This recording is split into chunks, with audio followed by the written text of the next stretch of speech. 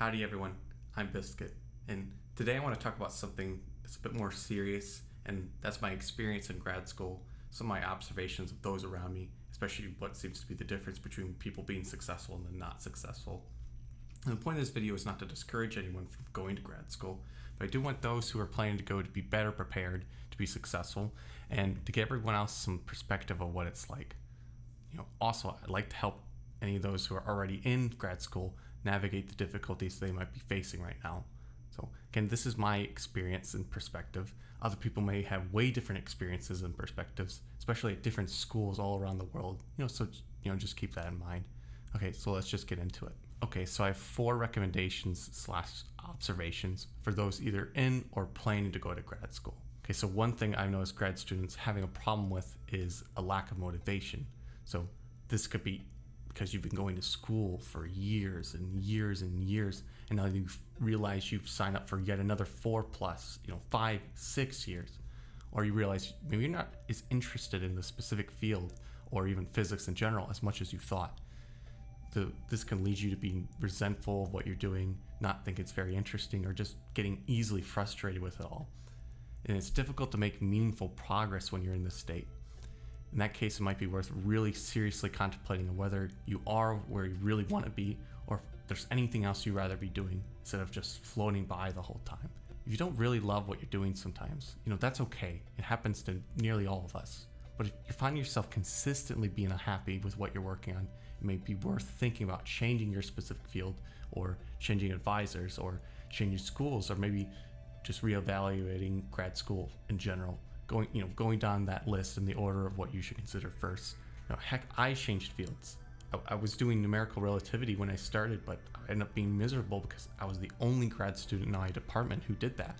So there weren't many people to talk to when I ran into issues.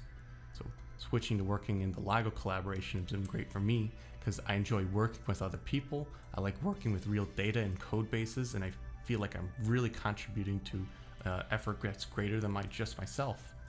So pushing through a lack of motivation has been a struggle for me on occasions, but you need to keep your head down. You need to keep going, and if you're committed to sticking through it and graduating, then if you run into a wall, it might be a good time to ask for help from those around you, or dig back into papers, or just to give yourself space to think about a problem in a different way. Just anything that will leave you from that same situation day after day. So what has also helped me is focusing on the work that I really enjoy.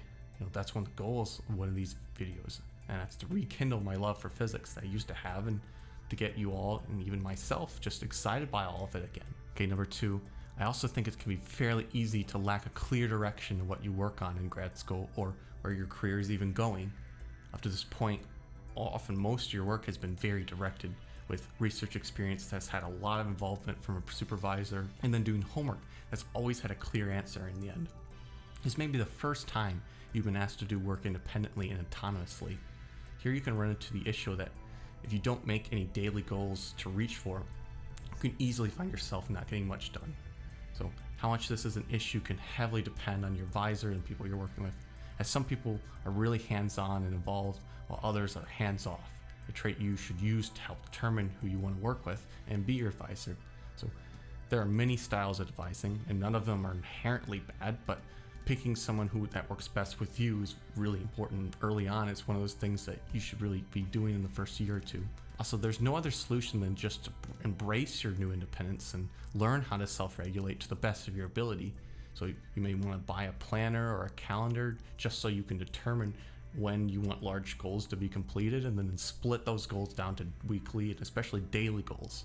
I certainly need to learn how to do this better and better plan my work, and still something I'm trying to get better at. It's good just to try to relearn the sense of accomplishment by finishing sets of small goals that eventually completes a larger one. Okay, number 3, make sure you're taking care of yourself, especially mentally. Grad school can be incredibly stressful, and it's important that you're as healthy as you possibly can be, and also have the tools you need to succeed. So please don't hesitate if you think you need to see a counselor or a therapist. Many schools either have a subsidized or even free mental services. I'm personally so glad I decided to see a counselor when I did, and I only wish I had decided to see one sooner. I don't believe there should be any stigma associated with getting mental help, and I think it should be just treated like going to a doctor to get a checkup for your physical health. Also, just keep doing things that make you happy. If you like making music, keep making music. If you like hanging out with people, make sure you keep making time for that. I wish I paid more attention to whether I was feeling fulfilled with what I was doing and not just putting all of my thoughts and effort into schooling as the end-all be-all. If you don't find yourself being creatively satisfied with your work, it's worth picking up hobbies that scratch that itch. For me, that's going to be these videos right now. Lastly, there's one more observation that I think is really important to those who are entering or just starting out grad school, and that's the idea of exponential growth.